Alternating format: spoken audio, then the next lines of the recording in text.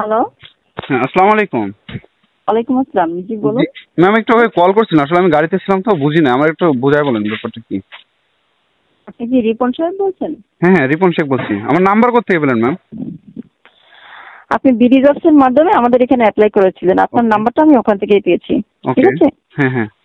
আমি RT international communication থেকে বলছি। ওকে তো আপনার সিলেকশন কার্ডটা আমি পাঠিয়ে দিব আপনাকে। অডিট অফিসার হিসেবে সিলেকশন করা হয়েছে, এই জন্য আপনার সিলেকশন কার্ডটা পাঠানোর জন্য আপনার সাথে আমি যোগাযোগ করেছি, বুঝতে পারছেন? আচ্ছা আচ্ছা, সিলেকশন ইন্টারভিউ ছাড়া সিলেকশন করলেন? দেখুন, এটা বাছাইকৃতের মাধ্যমে সিলেকশন করা হয়েছে, এই জন্য ইন্টারভিউ লাগে না। বুঝতে পারছেন আমার কথা? এটার জন্য ইন্টারভিউ লাগে না তো? আমার টাকা পাঠাইতে হবে কেন? মানে 1,000 টাকা ছিলেন, এটা কি জন্য? এটা তো আপনি রেজিস্ট্রেশন ফি হিসেবে জমা দিতে বলা হয়েছে। আপনি যে এখানে মান্থলি স্যালারি নিবেন, অন্যান্য সুযোগ সুবিধাগুলো পাবেন, তাই এগুলোর জন্য আপনার রেজিস্ট্রেশন করতে হবে না? রেজিস্ট্রেশন ছাড়া কি কোনো কিছু হয়? কই, আমি তো কত জায়গায় ইন্টারভিউ দিলাম, কোনো জায়গায় তো রেজিস্ট্রেশনও আপনার দেখলাম সব না, টাকাও জায়গায় তো দিলাম না। আপনার সব জায়গায় ইন্টারভিউর কথা বললে তো হবে না। আমাদের আপনার নিয়ম কানুন এদের কি, এটা কি স্পেশাল কোনো কিছু যে এখানে 1,000 টাকা দিয়ে আমার এই কাজটা করতে হবে? স্পেশাল কিছু নয় ভাইয়া।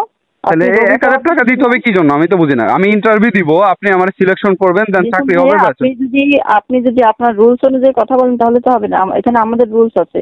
এটা কিসের রুল যে 1,000 টাকা কেন দিব? আমি 1,000 টাকা দিব, এই আপনাকে টাকার তো কোনো বলা হয়েছে প্রুফ আপনি কি? রেজিস্ট্রেশন ফি হিসেবে জমা দিবেন। এর প্রুফ কি আসলে? আমি যে 1,000 টাকা দিব আপনার, যে আপনার আপনি প্রুফ পাঠাবেন। হিসেবে আপনার পেপারস গুলো চলে যাচ্ছে। কিসের পেপার? Selection paper? জি জি জি। আপু এটা তো প্রতারণা প্রতারণা লাগতেছে আমার কাছে। আপনার কাছে কি মনে হয়? না না, দেখুন আপনি ভুল বুঝতেছেন। ঠিক আছে, ভুল তো না, সবাইকে আমি আপনার 1,000 টাকা দিব কি জন্য? আমি তো এটি